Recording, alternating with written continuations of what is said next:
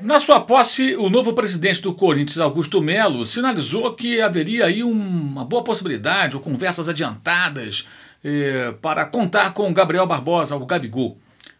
Todo mundo sabe que o novo presidente corintiano tem demonstrado enorme interesse na contratação do atacante do Flamengo.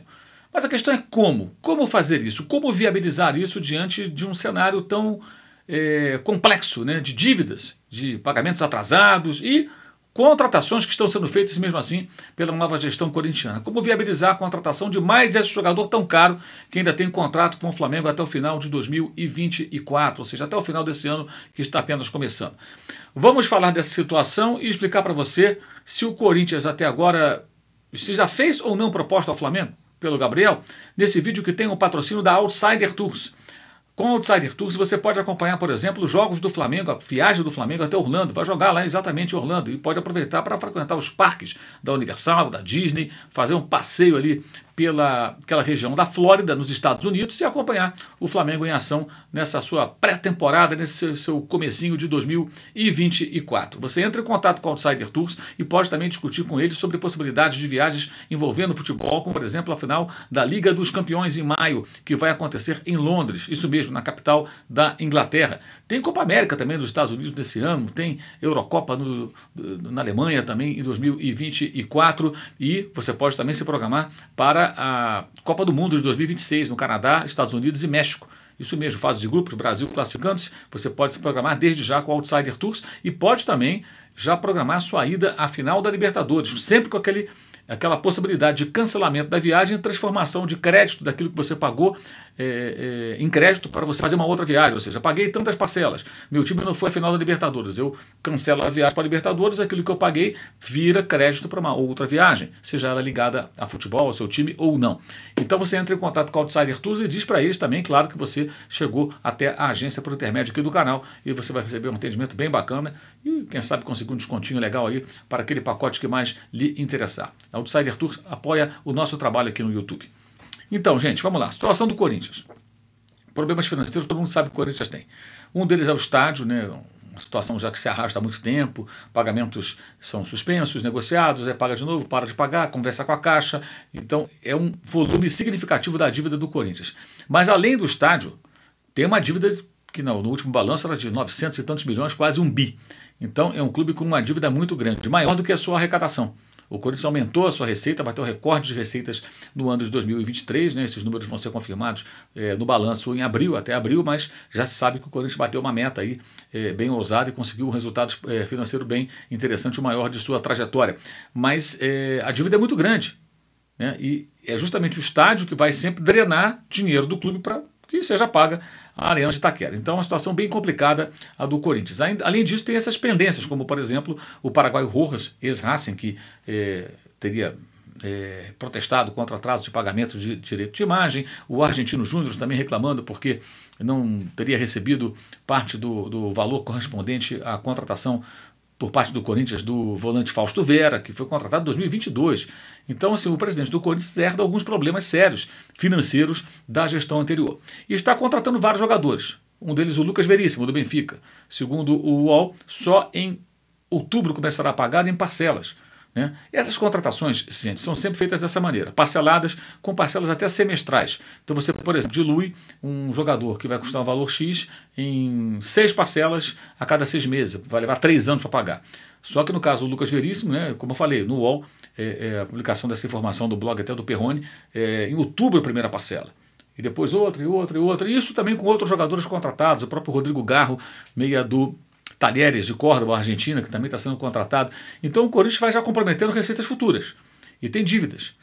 E um dinheiro importante que entraria agora não vai entrar mais, da venda de Moscardo, bom volante, jovem, 18 anos, negociado com o PSG. Ele teve detectado um problema no pé, vai passar por uma cirurgia, e com isso o dinheiro que viria agora, ou parte dele, só virá mais adiante, no meio do ano, mais para frente, porque o jogador não vai ficar à disposição do time francês nesse momento, só quando ele passar por essa cirurgia e se recuperar. Então isso já adia também a entrada de uma grana importante nos cofres corintianos para você oxigenar as finanças do clube. Então é uma situação muito delicada. E aí quando o presidente do Corinthians fala que tem aí conversas adiantadas e tal, como assim para contratar o Gabigol? De que maneira contratar o Gabigol? De onde vai sair esse dinheiro? Para o Flamengo, aí é a minha opinião, seria ótimo com um jogador como o Gabriel, na fase ruim que viveu em 2023. Um jogador que já se pagou, na minha opinião. O dinheiro investido, 17 milhões de euros que o Flamengo investiu na sua contratação junto à Inter de Milão, já se pagou. Pelos gols importantes que fez, títulos conquistados, que já geraram muita receita para o Flamengo, além dos títulos, que é o mais importante. Então, o Gabriel, se ele sai do Flamengo amanhã e o Flamengo não ganha nenhum centavo, eu acho que já está pago, já está pago. Claro que o ideal para o Flamengo seria vender, por isso mesmo, pela fase que viveu no ano passado, por estar no último ano de contrato, por uma renovação agora ser um risco, porque não se sabe se ele vai retomar aquele nível de futebol que apresentou antes. Essa é algo que ninguém tem como afirmar. A queda foi muito acentuada em 2023. Né? E uma série de outras questões que envolvem o jogador, como por exemplo a falta de autocrítica para reconhecer a má fase, tornam o Gabriel uma interrogação. Ele pode voltar a jogar muito bem, pode jogar melhor do que nunca e pode ficar nesse nível que ele apresentou no ano passado, que foi muito baixo mesmo, muito aquém do que ele pode e deve apresentar. Então você, quando renova um contrato do jogador nessa situação, você corre o risco do cara ficar lá e não voltar a jogar aquilo que apresentou antes. E você vai pagar até o final do contrato. Mas 4 anos, além desse, você tem uns 5 anos, é muita coisa. Né? Então, vale a pena renovar nesse momento? Não vale a pena. Se surge uma boa proposta, valeria a pena vender, porque você vai aliviar a folha para contratar alguém, um belo alívio na folha, e você põe o dinheiro para dentro para você poder também utilizar na compra de outro jogador. Mas como o Corinthians poderia contratar o jogador? Pagando daqui a não sei quanto tempo, não teria o menor sentido, não teria o menor cabimento nessa situação também o Flamengo liberar o Gabriel, que é um ídolo da torcida, apesar do desgaste vivido no ano passado, para o Corinthians para ficar lá, para receber sei lá quando. Isso não faz sentido nenhum. Não consigo imaginar que o Flamengo faça esse tipo de negócio, até porque o clube não precisa desse dinheiro urgentemente. O clube está saneado e organizado financeiramente. Então é difícil imaginar como isso pode acontecer. E o importante, informação. Até hoje, dia 2 de janeiro, nenhuma proposta foi feita pelo Corinthians ao Flamengo com relação ao Gabriel Barbosa. Rigorosamente nada. Tá? Falei com uma fonte importante do clube na noite dessa terça-feira e a informação que eu tive foi essa. Absolutamente nada. Né? As pessoas do Flamengo até não sabem como é que vai fazer. Faria o Corinthians para fazer uma proposta e pagar financeiramente como é que ele ia viabilizar. Então não há proposta, não tem proposta por enquanto. Tem interesse. Mas como viabilizar isso? E a presença do Marcos Braz na posse do presidente, ela pode significar alguma coisa e pode não significar nada. Pode significar uma discussão sobre o Gabriel e um plano mirabolante que o Corinthians tem apresentado para ele que possa ser viabilizado mais adiante e que agora, até agora, oficialmente não houve proposta, como eu acabei de falar. Pode significar uma negociação de outros jogadores, como se especula Fausto Vera, trocado pelo Thiago Maia. Essa sim é uma negociação factível, possível de acontecer. E pode não ser nada, apenas uma protocolar presença de um representante do Flamengo na posse do presidente do Corinthians. São clubes importantes, clubes que se relacionam e que, naturalmente, alguém vai lá representando. Até o presidente do Flamengo, Rodolfo Landim, foi o vice de futebol. Então, ficam pipocando especulações, mas, como eu falei, pode significar alguma coisa importante, alguma coisa menos relevante ou nada a presença do Marcos Braz nessa posse do presidente Augusto Melo. Então, a grande questão é essa: como o Corinthians faria essa contratação? Da onde vai tirar esse dinheiro?